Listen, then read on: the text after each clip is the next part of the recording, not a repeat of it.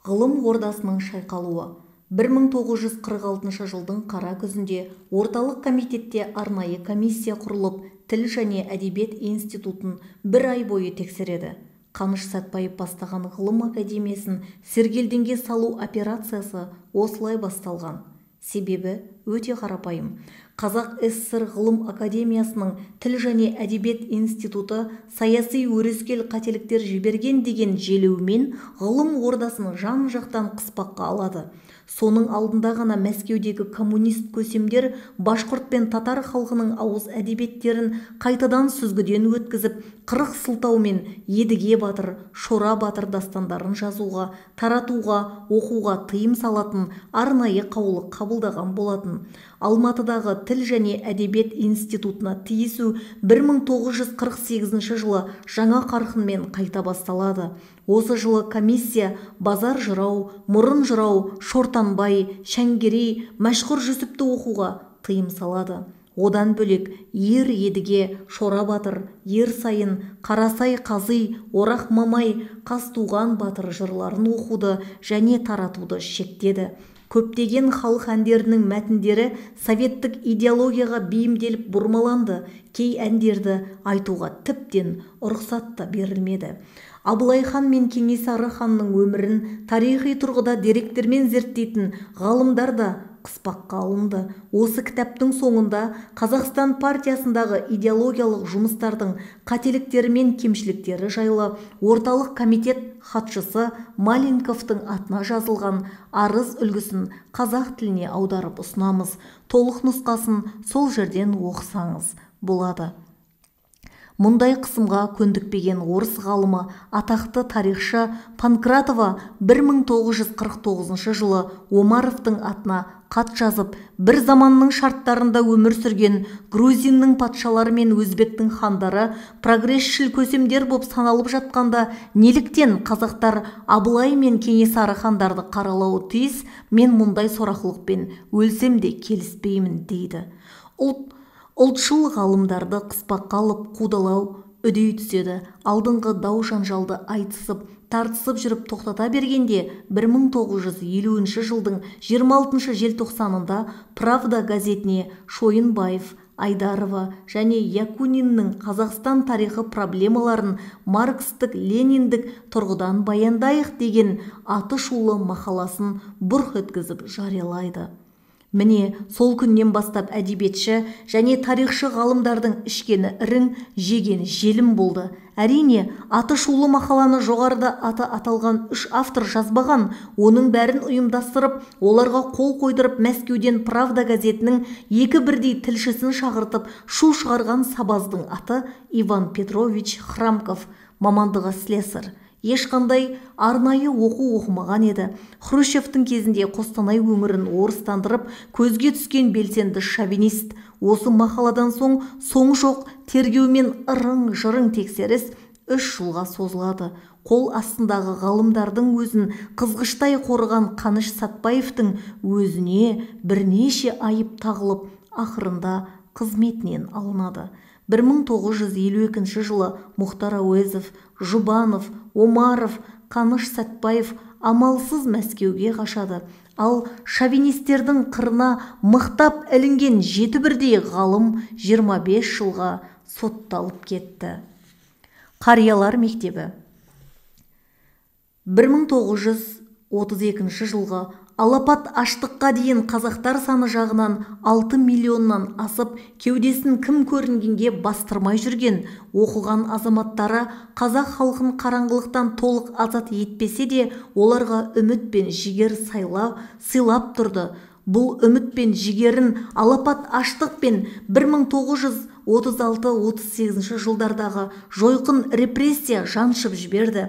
Бұдан кейін де ел ішінде ақылды азаматтар ресурсы қалған. Олардың дені 2-ші дүниежүзілік соғыста опат болды. Аман қалғандарын тың игеру кезінде орыстарды жаппай көшіріп, азшылыққа ұрындырды. Ғылым академиясы әлсіреп, қазақ мектептері жаппай жабылып, оның орнына орыс мектебі қаптады.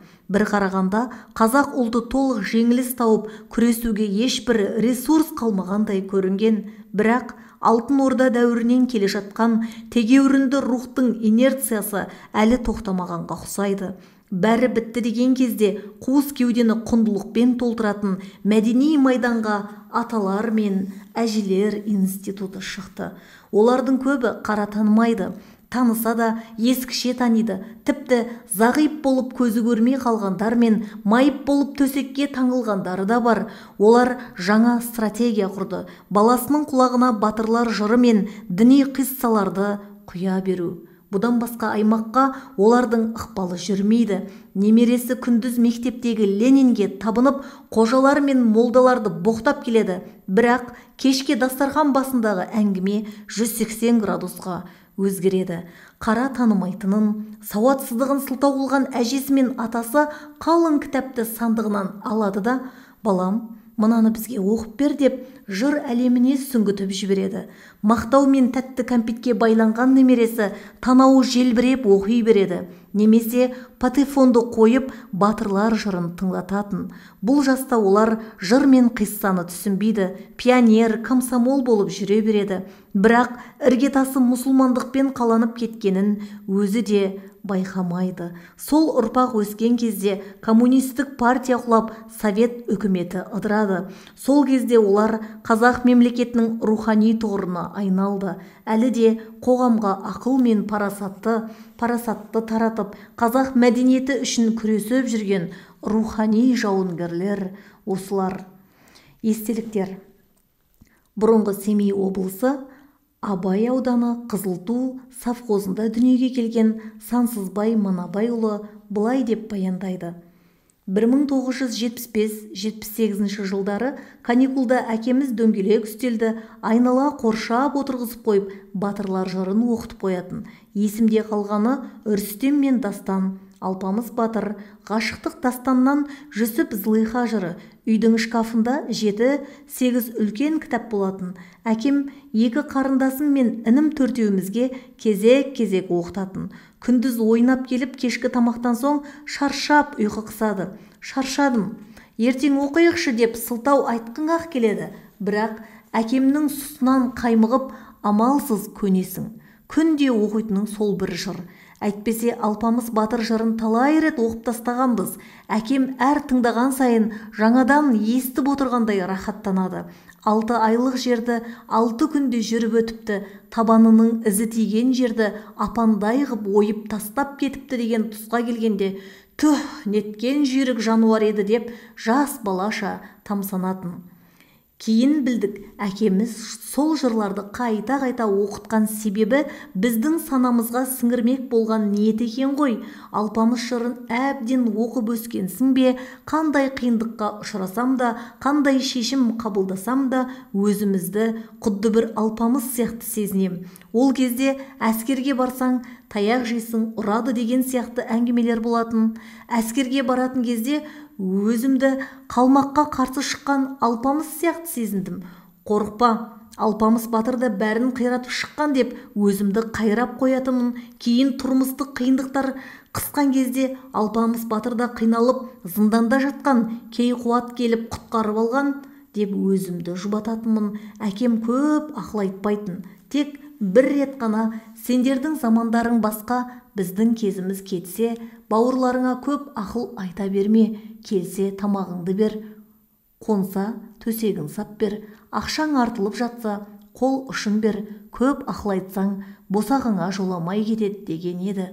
Расымен, бізге де көп ақыл айтып, қателігімізді шұқып көрсетіп, бетімізге басып ұрыспады. Сөйтсем, бүкіл айтатын ақылын батырлар жырын оқыту арқылы миымызға сіңірген екен. Бір әкеден, 3 шешеден 17 бала болып өсіп өндік. Әкем тыңдатқан батырлар жыры мен ғашықтық дастандарда көзге көрінбес құдірет күші бар деп түсінем. 3 шешеден тусақ та басымыз ажыраған жоқ. Сағынысып, өрістен қайтқан қой мен қозыдай түс қағыстырып мәре-сәре боп қаламыз. Бізді 3 анадан туды деп ешкім айтпайды. Осының бәрін әкеміз үйреткен тәрбиенің құдіреті деп білемін. Айдарбек Ғазизов Дидар газетіне жазған естелігінде мынадай үзінді айтады. Әкеміз өте әңгімешіл адам болды. Кешкі астан соң дөңгелек үстел маңында отыра қалып әңгімесін тыңдаушы едік. Ескі жырларды ерінбей айтып отыратын. Еңлік кебекті алғаш әкеміздің аузынан естідік. Батырлар жыры жинағын тауып әкеліп бізге оқытып тыңдайтын. Долаң қорада отырған үйде патефон болды. Сол кездегі атақты әншілердің әндері мен күйлері батырлар жырларының барлық табағы болатын. Келесі бір естелікті сыр елінде 1960 жылы туған Әлнияз Анаргүл деген кісі баяндайды. Біз Арал ауданы Шижаға деген жерде туып өстік. Әкем Сматулла көктем шығар кезде Сексеуілге жақын маңдағы Сайқұдық деген жерге көшіп баратын. Ол жерге барып қауын қарбыз екті. Біз жақта су жоқ.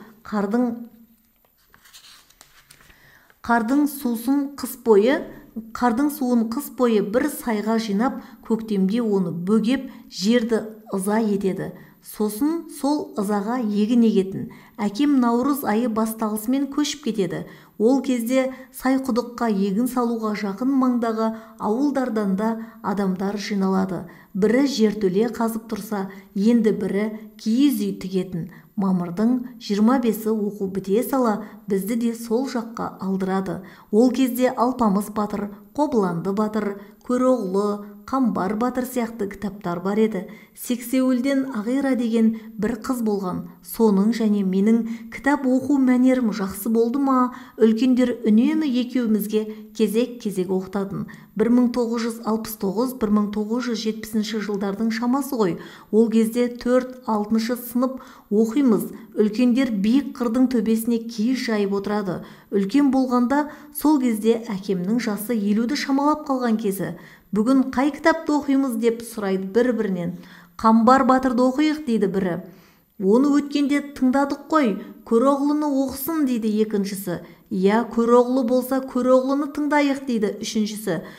Әйелдер жағы қыз жібек, қозы көрпеш баян сұлуды сұрап жатады. Бірақ ерлердің даусы басын түсіп Көроғлыға тоқтайды. Содан Ағира құрбым қалың кітапты әрең көтеріп алғашқы бетінен бастап мәнерлеп оқиды.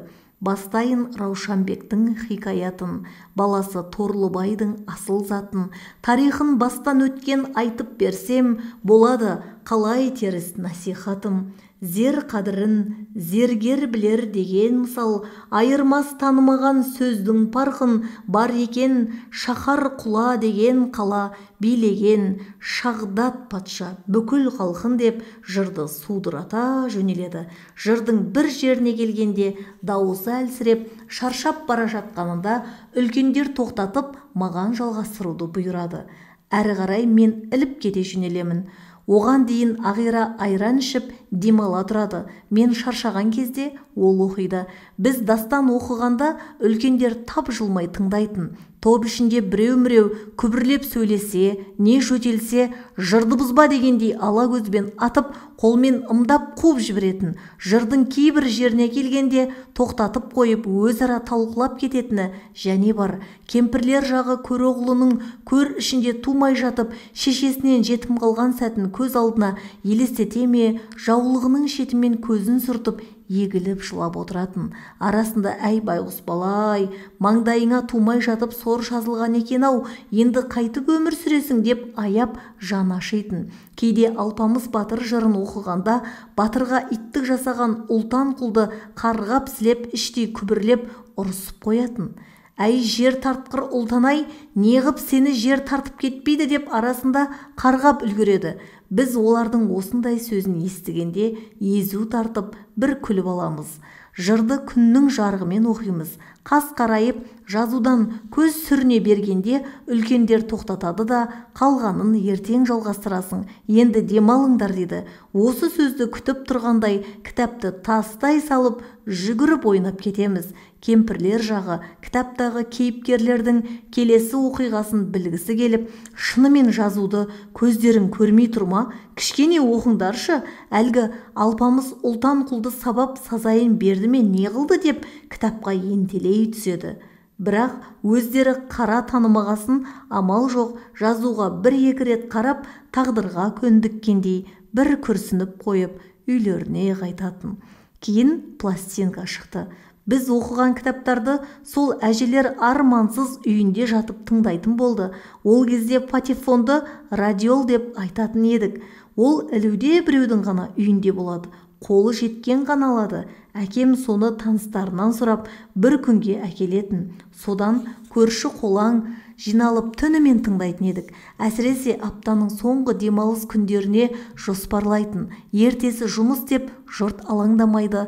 Ұйқыны күндіз қандырармыз деп үлкендер түнімен отырып патефоннан жыр тыңдайды. Біз далада самаурын қойып, таңға дейін кезек-кезек шай тасумен жүреміз. 4-5 класста Ағира екеуміздің қыр басында оқып отыратын кітаптарым көзіме ыстық көрінетін. Ағираны содан кейін көрмедім. Тірі болса, қазір ол да мен сияқты кемпір болған шығар.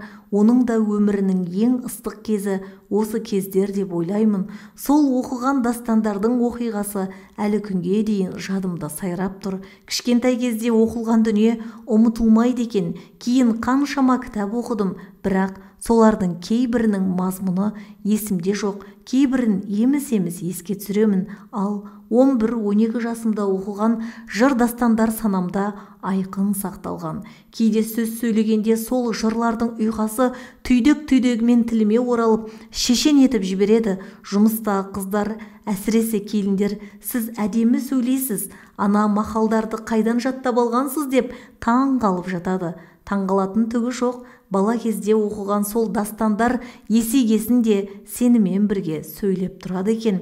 Сол жырлардың әсері ме, оқуда да үздік болдым. Әулеттен шығып сонау Семейге оқуға түстім. Менімен бірге туысқан бауырларымның көбісі оқи алмай ауылда қалды. Мені оқуға жетелегенде сол жыр дастанның көрінбейтін қуаты шығар деп ойлаймын. Ең бір пайдалысы шыдамды болуды үйретті. Сағаттап, аяғыңның ұйығанына қарамай жыр оқи беріп, шыдамды болып кетіппіз.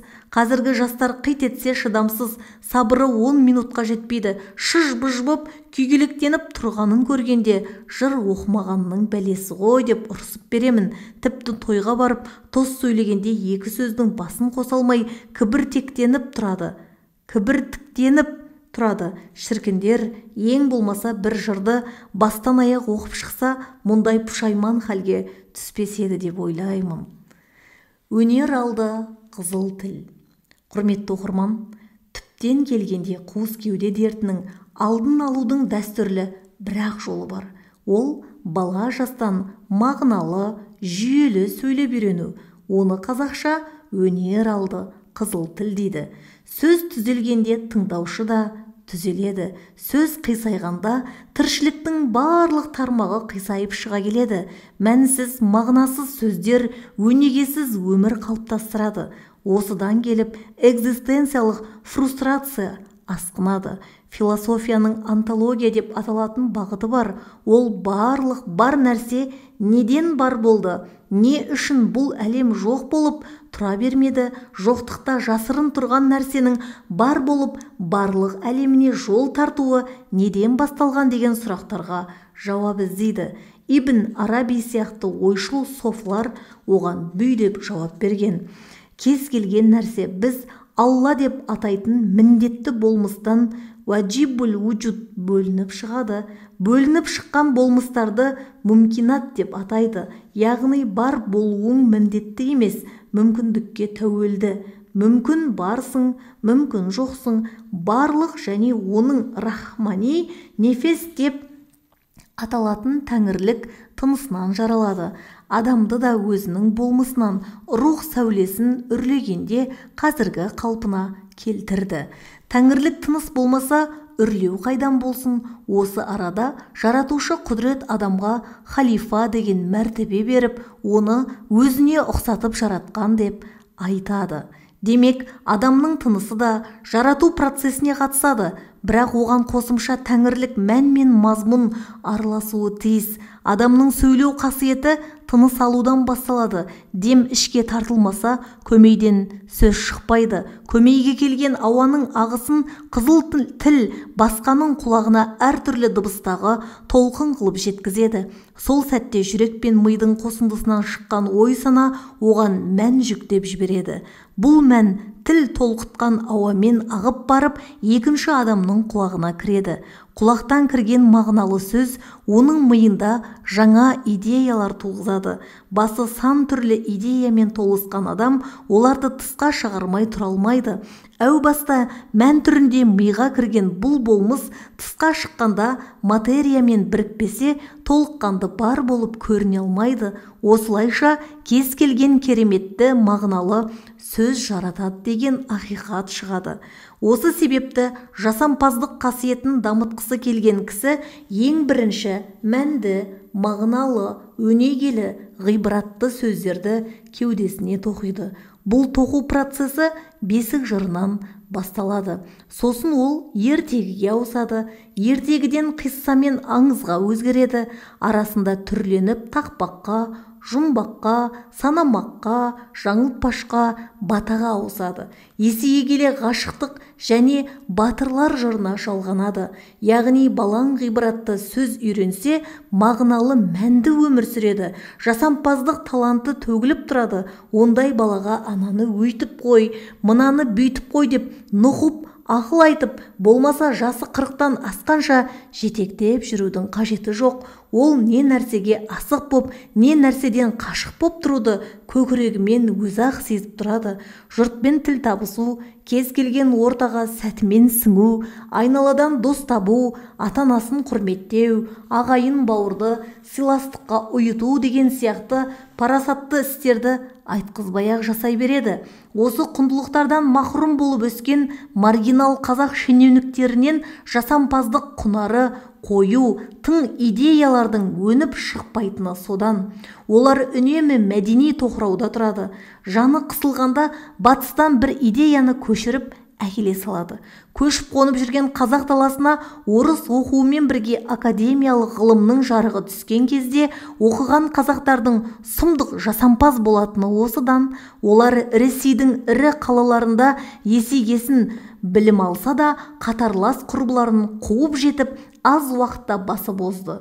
20 ғасырдың басында алаш арыстары деген атпен құбылыс болып көрінген шамшырақ толқынның бәрі бұл шабытты бесік жыры мен батырлар жырынан алған.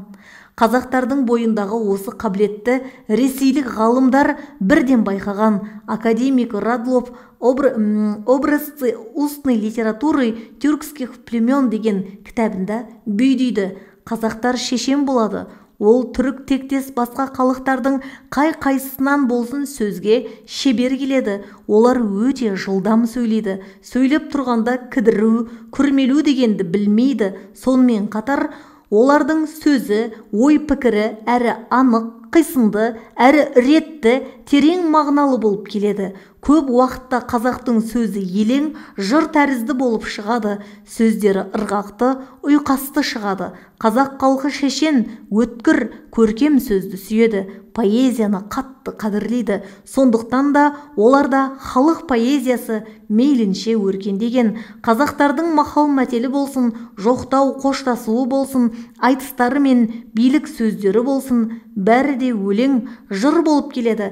Қазақтарда суырып салма ақындар, жыраулар көп болады. Өлең, жыр айтып шамалы жаттыққан ақын жырау өз жанынан өлең шығарып, суырып салып айта береді дейді. Бір сөзбен айтқанда, сөз өнері кімде болса, шығармашылық та соның бойында болады. Күйтабақтар құдіреті. 1960 жылдан бастап қазақ даласына патефондар келе бастады. Пат француз фирмасының аты, фон гректің дыбыс деген сөзі. Патефондар алғаш рет совхоз директорының, дүкеншінің, бухгалтердің, пошташының үйінде пайда болды. Себебі ауылға қаланың цивилизациясы кіретін жалғыз саңлау солардың үйі ғана еді. Содан кейін барып өзге ауыл адамына тарайтын. Патефонның ауылға алғаш келуі жайлы жазушы Ерекен Қорабаевтың мынадай естелігі бар. Кешкі жатар орынға ішілетін асқа өрістен қайтқан ауылдың әзғантай жандықтарын көгендеулі қозы лақтарына жамыратқан соң барып отырамыз. Үлкен шешем қойдың қолдан шайқалған майынан ши қасықпен жартусыз ғана іліп іліп алып нанға жағып береді. Қарынға салып сақталған майдың билігі тек қана сол кісіде. Тіпті жас шешемнің өзі де сол бізге бергендей шамадан ырымын жасайды. Кешкі асқа аранымызды алдарқататындай несібенің түрі осы. Қазір қарап отырсам, соғыстың біткеніне сол жылы 15 жылға таяу уақыт болған екен. Уайымсыз батып шыққан күнді көріп, тыныш тіршілігіне тәуба айтқан, соған зар болып әркім өлмес қарекетін жасап тырбанып жатыр. Әлі еңсесін көтере алмай жатқан жұртқа арғы жағында Құдай өзі қанағат беріп, тойдырып қойған. Жарты құрсақ күнәра жатып жүрсе де, сондаймын деп ауылда ешкім күй айтпайды. Ауыл адамдарының көңілдері пәс еді.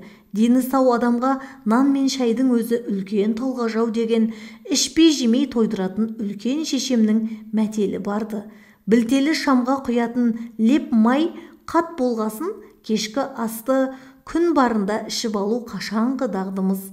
Үйімізге ұялатын қонақ келгенде болмаса, кешке көп шам жағылмайды. Ымырт үйіріле жатудың қамын жасаймыз. Шешем оны-мұны шаруасын жайдақ пештен түскен оттың сәулесімен шұқынып жасайды. Бүгінде сол әдетімізбен енді қисайғалы отырғанымызда Әжібай шалдың қосы жақтан әлдебіреудің сыңсытпа әнге салмасы бар ма? Бәріміз елең етіп құлағымызды түре қалдық. Бұл ауылда мен білген жерде әу деп біреудің жақ ашқанын байқаған емеспін. Анда-санда тезек тере шыққанда көрші Күнімжан апаның «Қосар болсаң, Құдайым жақсыға қос» деп жай ғана әндететіні бар еді. Мына дауыс оның дауысына тіпті ұқсамайды. Арасында шиқылдаған әлдебір аспаптың үні қоса естіледі.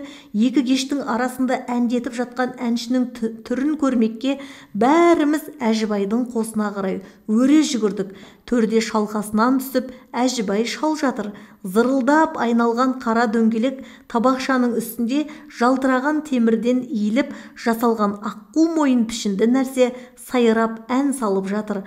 Мына ғажапқа бәріміздің аузымыз ашылып қарап қалыппыз. Одан бері қаншама жыл өтті. Заман түзеліп, біз көрмеген қаншама адам қолмен жасалған дүниелер өмірге келді.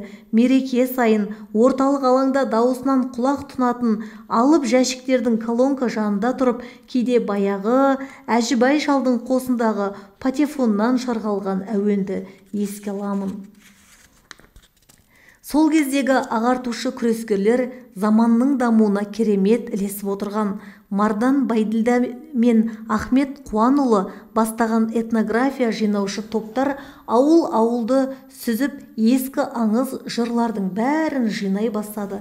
1964 жылы Алматыда грампластинкаға жазу студиясы ашылды. Ашылған бойда сол орталыққа жыршыларды апарып Қыз Жібек, Қозы Көрпеш Баян Сұлу, Алпамыс Батыр, Қобыланды Батыр, Ер Тарғын, Қамбар Батыр, Айман Шолпан, Мұңлық Зарлық, Еңлік Кебек, Ақан Сері Ақтоты сияқты аңыз жырлар мен Ақсақ Киік, Ер Төстік, Тазша Бала, Қырық Уәзір, Аяз Би сияқты ертегілерді жазып алды. Оны жазып алғанмен шығарудың өзі ақыреттің жұмысы еді. Студия қызметкерлері жыр дастандарды әуелі магниттік таспаға жазады. Сосын оны шаң жоқтырмас сақтықпен Мәскеуге жеткізеді. Мәскеуде ОТК деп аталатын арнайы тексеруден өткізеді. Содан соң ол таспаны Ленинградқа жіберіп, күй табақтардың алюмин түп нұсқасын әзірлейді. Одан кейін алюмин таспаны Ташкентке жолдайды. Ондағы зауытта басылып шығып, Алматыға келеді. Алматыдан бүкіл Қазақстанға тарайды. Жырларды күй табақпен тарату 1990 жылдарға дейін қарқынды жүрді. Сол жылдары балалық шағын өткізген сауатты қазақтар классикалық жырлардың бәрін үйдің ішінде ойнап жүріп, құлағына сіңіріп алған. 5-6 жаста түп санаға сіңген осы құндылықтар кейін бұл балалар жасы 40-тан асып, экзистенциялық сұрақтардың талауына түскенде ғайыптан келген құтқарушыдай әсер етті. Оларды өмірдің сан түрлі соқпағынан адастырмай алып шықты. Мысалы, Қостанай облысы Ұзынкөл ауданы Амангелді ауылында 1975 жылы дүниеге келген Ташенова Нұргүл есімді келіншек былай деп есіне алады. Жасым 40-тан асқан соң менде идентификация мәселесі тұйыққа тірелді. Өзімнің қай мәдениеттің өкілі екенімді анықтау қиынға соқты. Біз жақта орыс тілінің ықпалы күшті болды. Қала берді, 50-ге тақыған сайын мен кіммін? Мен үшін бұл дүниеде ең қадірлі нәрсе не? Рухани шөлімді қандыратын мағыналы құндылықтар бар ма деген сұрақтардың талауына түстім. Қиналған кезімде әлеуметтік желіде пайда болған психологтар мен коуч мотиваторлардың ақылы дәрісіне түгел қатыстым, бірақ бірде-біреуі менің жан дүнием аңсаған құндылықты көкірегіме құя алмады. Осыдан 2 жыл бұрын батырлар жыры мен пайғамбарлар қиссасын насихаттап отырған бір хабарға күтпеген жерден тап болдым. Сол кезде жүрегімнің түкпірінде тұншығып жатқан бір күш жанартау сияқты атқылап, айқын санама ытқып шықты. Сол кезде 1980-1981 жылдары күй табақтан тыңдаған батырлар жыры есіме түсті. 5 жасымда бүгіл деген атам әсіресе қыстың күні бәрімізді пештің жанына отырғызып, Қобыланды батыр, Алпамыс батыр және Қыз жібек жырын тыңдататын. Әлгі хабарды көріп отырғанда Алпамыс батыр жырының бір үзік өлең шумақтары санама көмескіленіп келе бастады. Тілегің құрғыр қумыстан, сонда тұрып жылайды, көзінің жасын бұлайды, бір топ біткен шеңгелді құшақтап тұрып құлайды деген шумақтар бейсанамда сайрап тұрды. Әліге дейін ескі күйтабақтар сататын дүкеннің жанынан өтсем, бүкіл батырлар жырының әуені мен энергиясы тұла бойымды қарып өтеді. Қазір идентификация проблемасы мені қинамайды және жүрегіме тыныштық іздеп ешқандай мотиватордың сабағын сатып алмаймын. Қатон Қарағай ауданының Аққайнар ауылында 1973 жылы дүниеге келген Сәрсенбиева Бақытгүл есімді келіншектің оқиғасына құлақ түріңіз. Өзінің айтысынша, балалық шағы батырлар жырымен өткен. 1985-86 жылдары ауылдағы аулада әжелер мен апалар киіз басуға кірісетін. Біреуі ұршық үйіріп, енді бірі жүн түтіп, тағы біреуі оны тарап отыратын. Сол кезде 12 жасар мені қасына отырғызып батырлар мен лира эпостық жырларды оқытып қоятын. Бір кітапты бірнеше рет қайталап оқығаннан кей беттерін тұтасымен жаттап алғам. Бой жеткен соң Алматыда жоғары білім алып, сәтімен тұрмыс құрдым. Мен келін боп түскенде үйде үйленуден жолы болмаған үлкен қайнағам бар еді. Енем марқұм оңаша отырғызып, мына қайнағаңның өмірде бағы жанбады. Ендігі күтімі саған қарайтын сияқты. Көргенді жердің қыз екенсің, бір ғана өтінішім бар, қайнағаңның жағасы кірлемесін, қарны ашып қалмасын деп өтініш айтты. Көп ұзамай енем дүниеден озды. Мен уәдеме берік болдым. Қайнағам 63 жасында өмірден озғанша қайын атам сияқты менің қолымда болды. Бағыма орай қайнағам өмірден көрген түйген ғибратты тәжірибесімен молынан бөлісіп, ірі қателікке ұрынуыма жол бермеді. Мен де күтімінде кемшілік жібермедім. Сол заманда қалада өскен құрбыларым бас қосқан сайын қадіріңді білмейсің, самооценкаң төмен, мына заманда әркім өзінің басын сүйреу керек, ешкім сенің сол еңбегіңді бағалап қатырмайды да, өмір өтеді де кетеді, одан да өз рахатыңды біл деп ақыл айтатын. Бір қызығы, солар қанша жерден қисынды әңгіме айтып отырса да, жүрегім оны қабылдаған жоқ. Расымен тар үйде тұрғанда жас келін құсап емін еркін жүріп тұрғымақ келетін. 2 бөлмелі үйіме қалаған қонағымды шақыра алмай талай қиналдым. Үйге қонақ келіп, қонатын болса қайнағам ас үйге жатуға мәжбүр болатын. Бірақ сонда да саналы түрде қайнағамның көңілі үшін өз рахатымнан тыйылдым. Ол кезде қазіргі бақытты өмірімнің сол кездегі азапты жылдарыма байланып тұрғанын білмедім. Жас кезімде бейнет бер, қартайғанда зейнет бер дегенді енді түсіндім. Студент кезімде орыс тілінен қиналғандықтан балаларым осы азапты көрмесін деп оларды орыс мектебіне бердім. Бірақ оның нәтижесі кері шықты. Қанша жерден оларды мәпелеп өсірсек те, бала шағам болмашы қиындыққа сынып кететін әлжуаз көрінді. Әдеп пен иба мәселесінде де бізден әлдеқайда артта келе жатқаны көрініп тұрды. Бала тәрбиесінде шұғыл шешім қабылдамасам, ұрпағымды да, өзімді де жарға апарып соғатыны анық болды. Сол кезде әлеуметтік желіде қаптап кеткен ақыл айтқыш коучтар мен психологтардың бір сыпырасын тыңдап шықтым. Бірде-біреуін жүрегім қабылдамады. Олардың тәсілі тым таяз көрінді. Бір күні баласына батырлар жырын жаттатып отырған бір әкені көрдім. Сол кезде 1986 жылғы балалық шағымдағы ыстық һәм мағыналы күндерім сарт етіп санама орала кетті. Жаңалық ашқан Архимедтей «Эврика» деп айқайлауға шақ қалдым.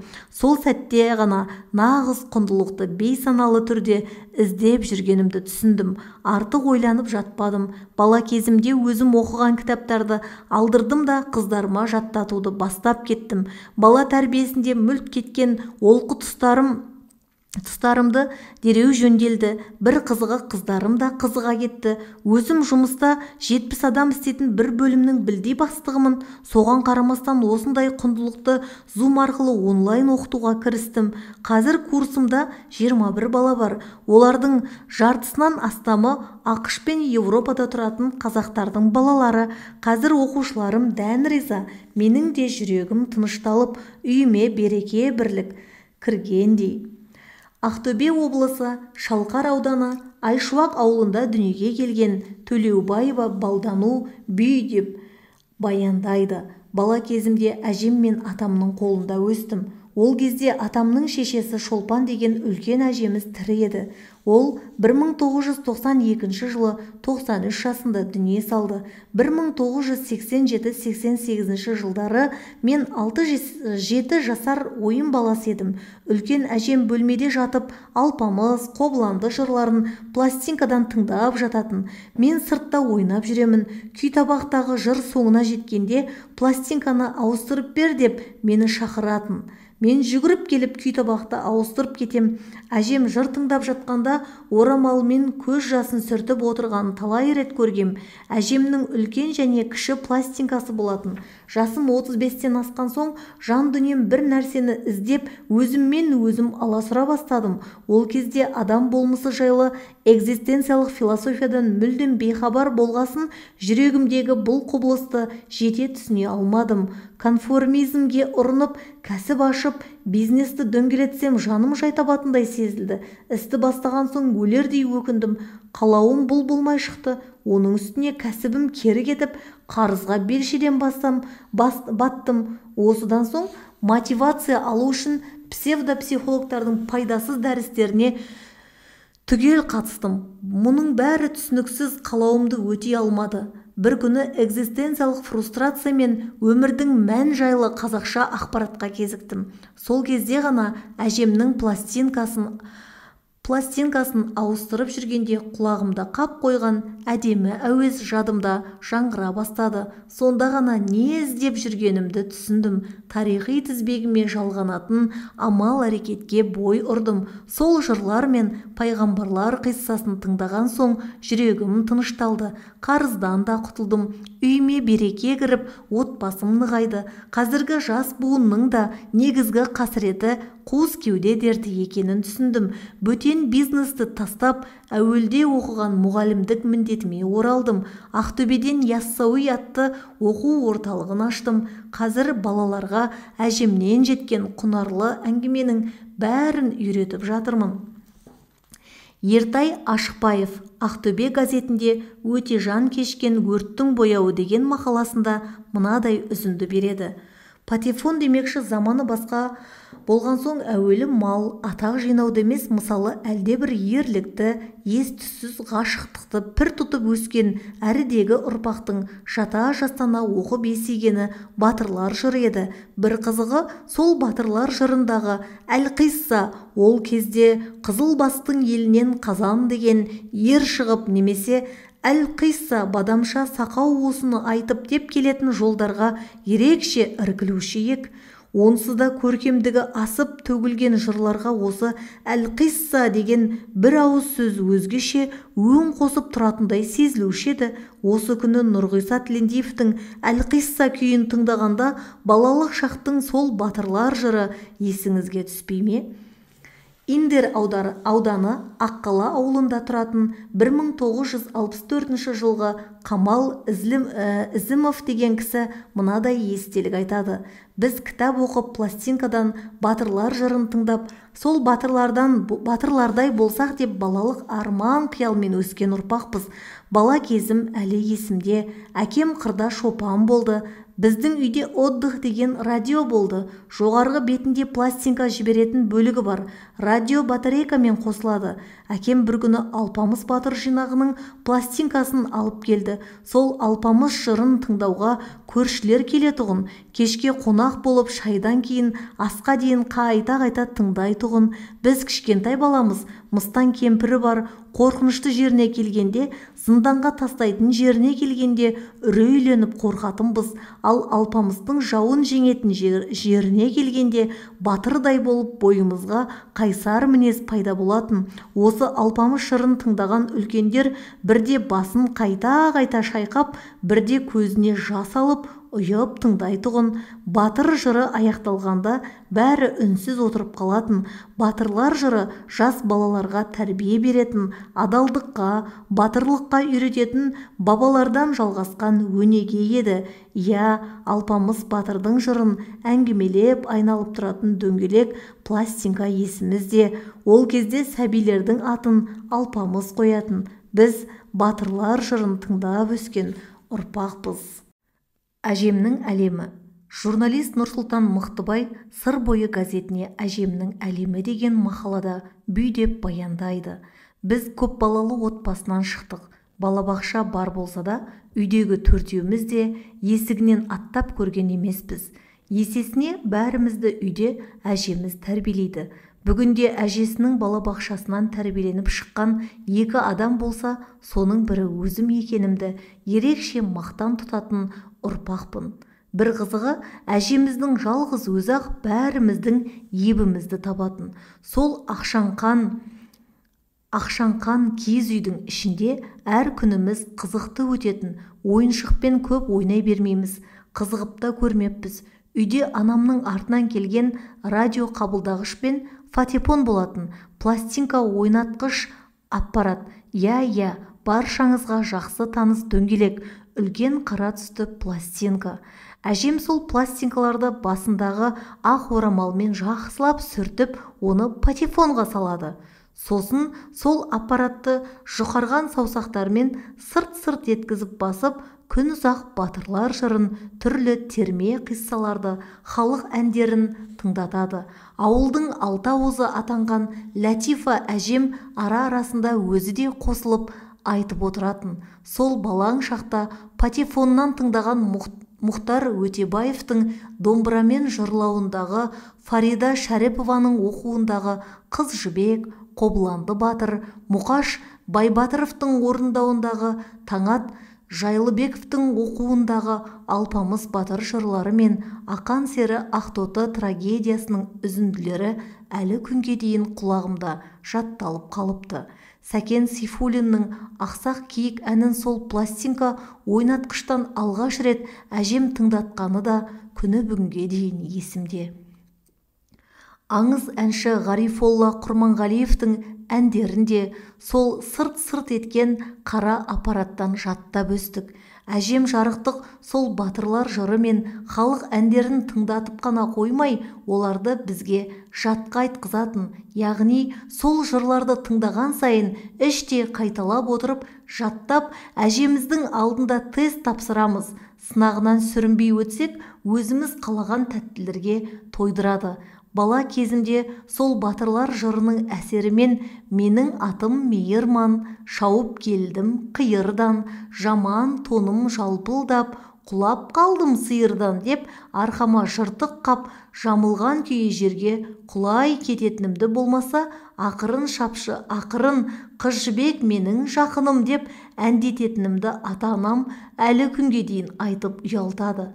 Одан қалды сырты қаңылтырмен оюланған ағаш сандықтан мұқабасы тоз-тозы болған қалың кітапты алып шығып, соның сарғайған парақтарынан 6-7 сыныпта оқитын қос апам Мәдина мен Фаридаға ұзақ сонар жырларды кезек-кезек оқытады.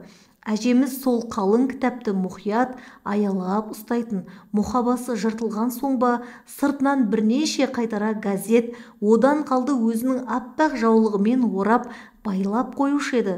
Сол қалың кітаптың Қырымның 40 батыры екендігін өз басым бертінде ғана білдім. Салмағы әжептәуір ауыр, бізге үлкен алып болып көрінетін. Осы кітаптан бұл күндері Арқалық, Төрехан, Қарабек, Ер Қосай, Ер Дотан секілді небәрі 5 батыр туралы жазылған бөлімдері ғана сақталып қалыпты.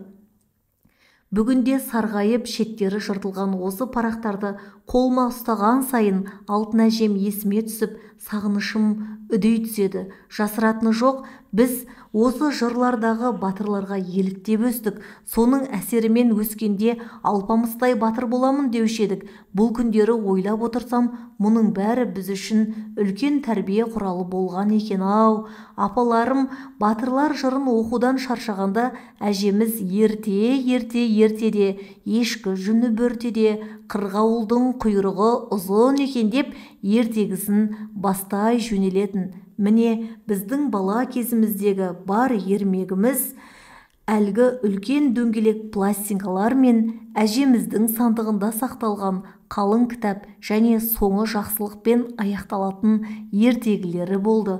Осылайша әжеміз бізді мектепке дейін балабақшасыз-ақ қазақы қалыпта ұлттық қанық бояуда тәрбиелеп шығарды. Сөйткен әжеміз бен 1-ші сыныпты бітірген жылы 67 жасқа қараған шағында ауыр науқастан мәңгілік сапарға аттанып кете барды. Биыл ақ әжеміздің келместің кемесін мініп кеткеніне де 20 жылдың жүзі болыпты. Тіпті біз түгілі әжеміз қайтқан соң батырлар жыры мен халық әндері жазылған пластинкаларды ауылымызға танымал жұрт қасиетті кісі атап кеткен жасы 70-тен асқан Демен Құлпейіс ұлы атамызға дейін келіп тыңдап кетіп жүрді. Демен атамыз апта сайын отбасымызға ат басын бұрып, анама келінжан әлгі құдіретіңді қосып берші деп ұзақ қисса дастандарды соңына дейін тап жылмай отырып тыңдайтын. Тыңдап отырып көзінен жас алатын. Баламыз ғой, үлкен атаның бұлғылығы бізге оғаш көрініп, апа, ана ата неге жылайды деп анамызды мазалайтынбыз. Кейде сол ақсақал, шіркін, осыны алыстағы Алматыдағы немерелеріме де тыңдатар ма еді деп ауыр күрсінетін.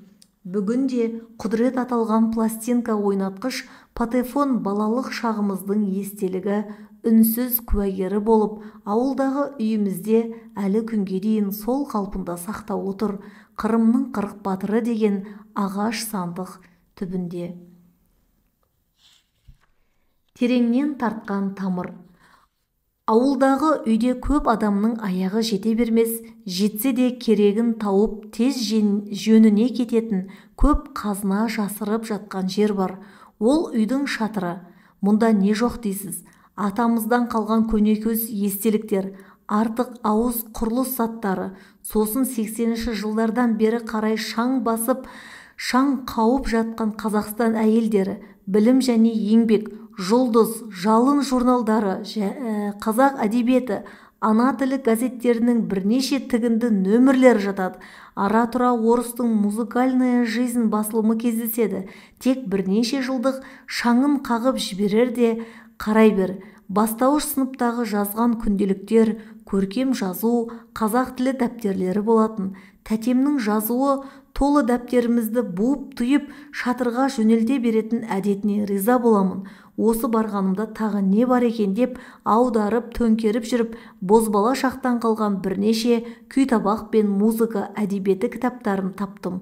Арасынан осыдан 30 жыл бұрын сары шифонердің үстінен кебежедей қоңыр көне шабаданнан көретін анар түсті қыз жібек және ашық көк тартқан мұңлық зарлық эпостары, айқарма бетті сарғыш ән күй сазы атты ескі күй табақтың мұхабасы көзіме оттай басылды. Сыртқы мұхабасындағы тұлпар мен сұңқар, асулы қазан, қараша үй, хан сарайының салтанатын күзеткен жасауыл бейнесі қазақы оюмен астасып, эфос сарынымен үндес, қарапайым һәм ұғынықты еді. 1980 жылғы айтыстан ән күйлер топтаған күйтабақ сыртындағы торсық пен қымыз толы қос кесе, қалақ домбырасы қай өңірдің өнерпазы екеніне айғақ, саптама етік киген екі ақынның адуын кейпі мен паң отырысы қандай шіркін.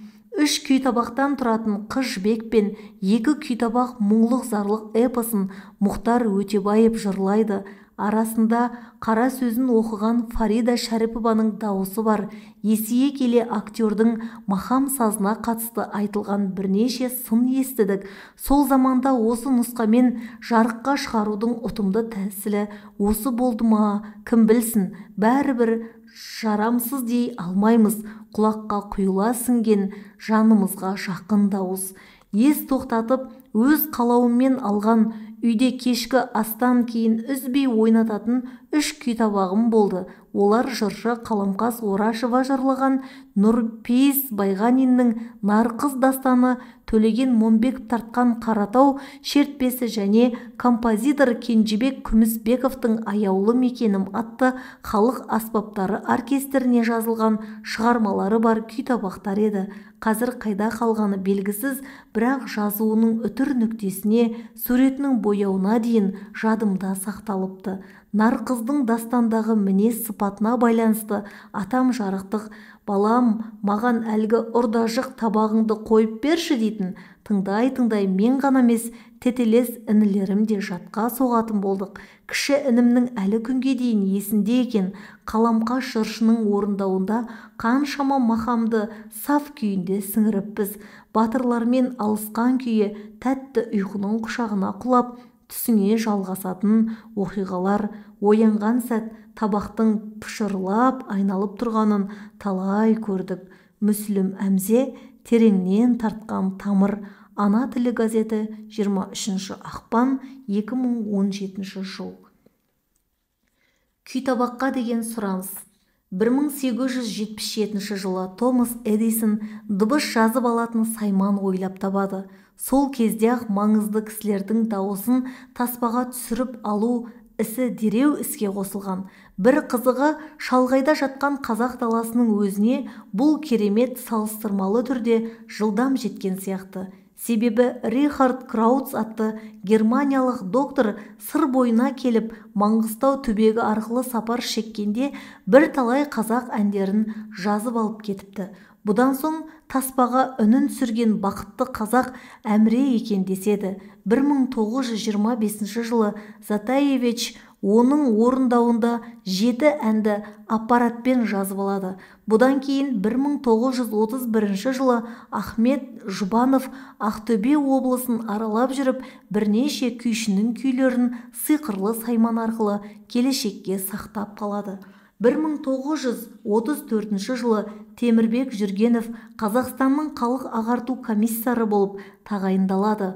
Ол 1 жылдан соң сол кездегі қазақтың маңдай алды бірнеше әншісін Мәскеуге аттандырып, бірнеше пьеса мен әнді мәңгіліктің сандығына салып кетеді. Бірақ ол кезде бұл әуендер Бұхара халыққа жаппай жол тартып, көрінген үйдің төрінен шырқала алмайтын.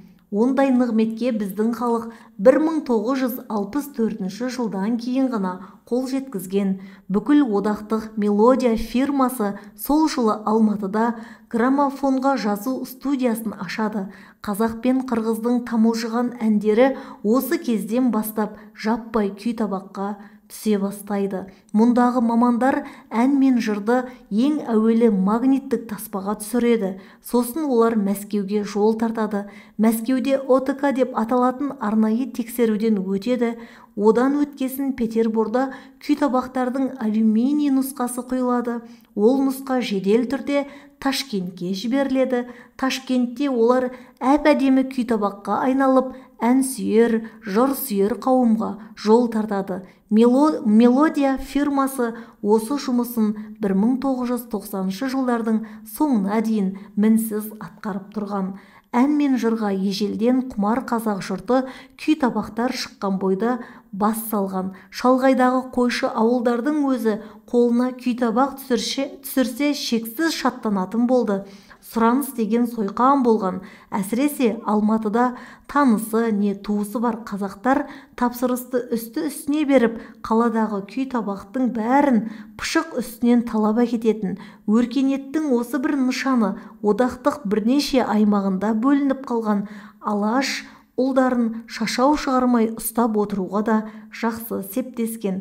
Сұраныстың сойқан болғаны сонша бізге қазақша күй табақтар жетпей жатыр, молырақ шығарсаңыздар деген мазмұндағы хаттар Қазақстан ғана емес, СССР-дің ауыл аймағындағы Алматыдағы грампластинка үйіне лег-легімен тоқтаусыз келіп жатты. Біздің ауылдың тұрғындары өнерге құмар. Демалыс күндері семьяның ортасында отырып, сүйген әні мен күйін, жырын тыңдағысы келеді. Бірақ өкінішке орай грампластинкалар тапшы, әсіресе қазақ тілдегісін табу қиын. Шымкент қаласы Созақ ауданынан. Біз Алпамыс, Қобланды, Ертарғын жырларын күй табақта тыңдадық. Бұдан басқасы болмағасын қайталап тыңдай беріп, оларды жаттап алдық, және күй табақтар да тозып кетті. Естуімізше мұндай жыр дастандар басылған пластинкалар Алматыда әлі көп екен. Соларды көптеп шығарып, біз сияқты шалғайдағы халыққа жеткізуге жәрдем берулеріңізді сұраймыз. Құрметпен, Гурьевтің Қызылқоға ауданы Ленин атындағы совхоздың бір топ ақсақалы. Біз Көкшетау облысы Володар ауданы Казанка ауыл мектебінің оқушыларымыз. Бізге қазақша ән, күй, жырлар жазылған күй табақтар там-тұмдап зорға жетеді. Бір күй табақты бірнеше үй кезектесіп тыңдаймыз. Ең жаманы осының кесірінен күй табақтар жылдам тозып тыңдауға жарамсыз болып қалып жатыр. Осы өнімдерді молынан шығарса деп армандаймыз. Көкшетау облысы Володар ауданы Казанка ауылының пионерлері. Біздің Алматы қаласында тұратын бір туысымыз қазақша күй табақтар шыққанда жаңаларын ауылға үнемі жіберіп тұратын. Соның арқасында әулетіміз қазақша ән, күй, жыр тыңдаудан тарықпады. Былтыр қаладағы туысымыз қызметіне орай басқа облысқа көшіп кетті. Содан бері біздің үйдегілер пластинкалар жаңалаған жоқ. Көкем жаңа күй табақтар сатып әкелем деп бірнеше рет облыс орталығына барып құр қайтты. Білгіміз келгені ондай күй табақтарды Алматы халқына арнап шығара ма? Талдықорған облысы Гвардия ауданы Фурманов поселкісі Орынбаев орақ. Біздің қоймада қазақ күй табақтарына орын қалмай бара жатыр. Себебі орыс тіліндегі әндер мен әуендер шамадан тыс көп. Ілуде біреу болмаса орыс тіліндегі күй табаққа қызықпайды. Қазақ тіліндегі жырларға сұраныс өте жоғары. Ескі жылдардан өтпей қалған орыс тілді өнімдер қоймадағы бос орынның бәрін жайлап алды. Осы мәселені оңымен шешулеріңізді өтінеміз. Қостанай облысы Құсмұрын совхозы Алдамжаров. Тіпті осы мәселені көтеріп, Әнес Сараев 1969 жылы Социалистік Қазақстан газетіне тағы да грампластинка жайында деген бірнеше мақала жариялайды. Мақалада келтірген деректері бойынша күй табаққа тапсырысты негізінен сыртта қап кеткен қазақтар берген. Атап айтсақ Қарақалпақ АССР, Түркменстандағы Красноводск, Астрахан, Саратов, Орынбор, Омбы, Новосибирск, Алтай өлкелерінен күй табақ алдырушы халық тым көп болған.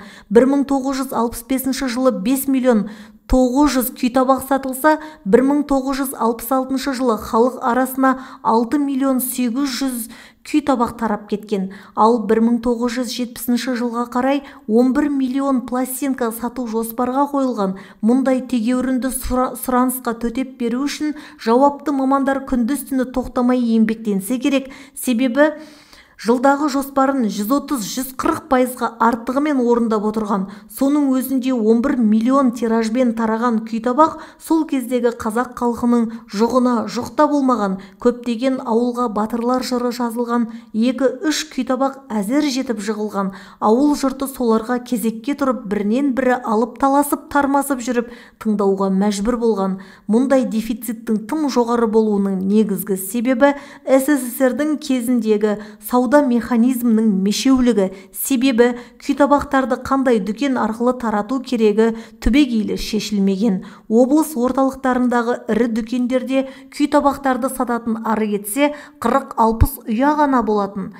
Ал сол кездің өзінде күйтабақтар діттеген жеріне дәл әрі тез жету үшін ең кемі 500-600 ұя болу керек екен. Ерекше күтімді қажет ететін күйтабақтар жайлы жағдайды талап етеді. Ал шалғайдағы дүкендер ондай жағдайды жасай алмайды. Соның кесірінен олар күйтабақты алыстан алдырып сатуға ықыласты болмаған. Орыс мектептерінің жемісі. 1985 жылдары Горбачевтың қайта құру реформасынан кейін қазақ халқын мәдени тоқыраудан сақтап тұратын құндылықтар құрамы күрт нашарлады. 1970 жылдары қарқынды насихатталған күйтабақтар циклі бір жола тоқтады. Балалық шағы бұл заманға сәйкес келген жаңа буын жыр құндылығынан мақұрым қалды. Мәдени майданда бұл құндылықтарды үздіксіз насихаттап отыратын қаһармандар саны күрт азайды. Оның негізгі себебі Қазақстанда қазақ мектептерінің жабылып, жаппай орыс мектебінің ашылуы. Қонаев дәуірінде Алматы қаласында жалғыз қазақ мектебі әупірімдеп аман қалған. Соның кесірінен қазақ тілі, әдебиеті, мәдениеті үшін күрескен ақын жазушылардың ұрпағы бір ауыз қазақша білмейтін қара орысқа айналды. 1988-89 жылдары шыққан газет журналдарын шолып шықсаңыз, сол кезеңдегі ең көп талқыланған мәңгүрт тақырыбы екеніне көз жеткізесіз. Мәңгүрт типін әдебиетше Әбіш Кекілбаев пен Шыңғыс Айтматов қолданды. Шыңғыс Айтматов «Боранды бекет» романында мәңгүрт жайлы аңызды былай баяндайды. Ертеде жуан деген тайпа болыпты. Олар бейбіт елді шауып, кәрісін өлтіріп, қатынын олжалап, жастарын тұтқындап әкетеді екен.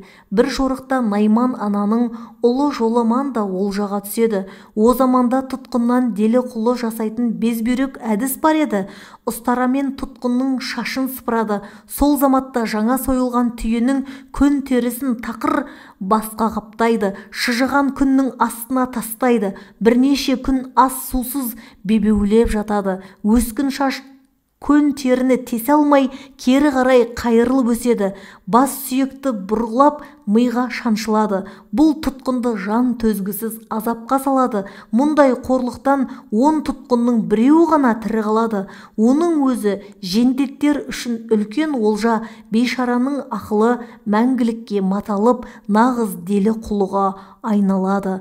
Тарихи жады, зейін зердесі, ата-баба шежіресі бәрі өшеді. Енді жуан тайпасының мәңгүрт құлы болады. Не шаруа тапсырса да ойланбай істей береді. Жаны сірі, бейнетке мойымайды. Оларға жалғыз ғана қорқынышты үйретеді. Бастағы кепешіңді шешшің өлесің деп сендіреді. Бақытсыз Жоламан да мәңгүрттің кепешін киеді. Дұшпаны мал баққызады. Оның да жалғыз қорқынышы басындағы кепеші болады. Найман ана оны мал бағып жүрген жерінен тауып алады.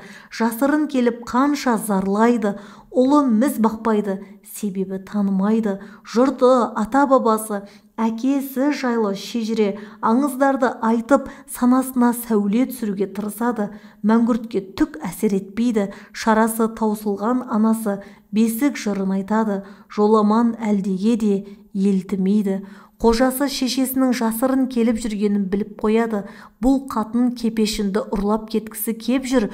Одан айырылсаң, біттің, өлесің деп қорқытады. Мұны естігенде Жоламанның жаны қалмайды. Садағын сайлап, жебесін егеп дайын отырды. Анасы тағы бір келгенде қақ жүректен атып өлтіреді.